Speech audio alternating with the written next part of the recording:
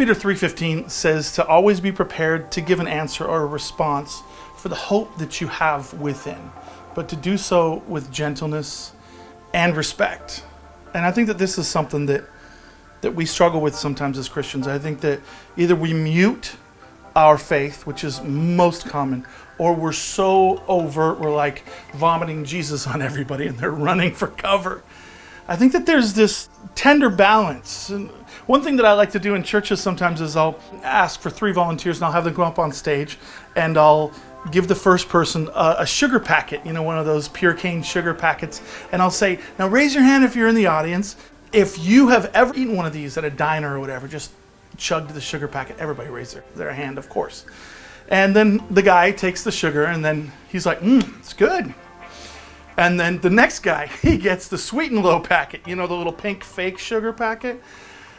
Raise your hand if you've ever done that. Well, it's a mixed review. Not many people have done it. Who would? And the guy takes this fake sugar and the look on his face, whether it's aspartame or whatever, is just kind of, and the number one comment I get, it's fake. It just doesn't taste right. Something doesn't taste right. They know when you're real and they know when you're being fake. But even more so, then we get to the third guy. This poor sucker gets the salt packet. Raise your hand if you've ever eaten a salt packet. No, of course you haven't. But if you think about it, it's on that pizza. It's just evenly dispersed. It's on almost every meal that you would eat. But too much. I mean, nobody does this for dinner, right? But you do this, you sprinkle it on. Too much salt, it just makes people choke. But a few on a pretzel, well, that'll make people thirst, make people want more. Are you living a faith that is making people around you thirsty, making them gag, or making them think that you're being fake? And that's what the song, The Love of Jah, is all about. It starts off with, what is the difference between me and you? And that's the question that I asked that ultimately led me down the path of true salvation. I asked that to someone who was living a life that was so contagious.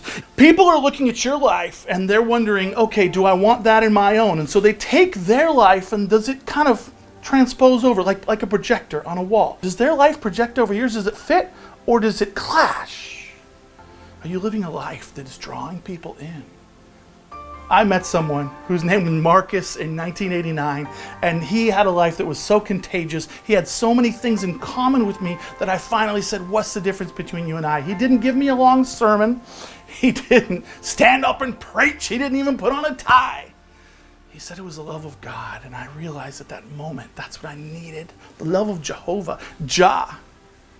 You need God's love. You need God's grace. You need God's forgiveness. And your life will be forever changed by it. And your life will be more of the same without it. And will ultimately end in death, hell, without God's love. Choose love. Choose His eternal life today.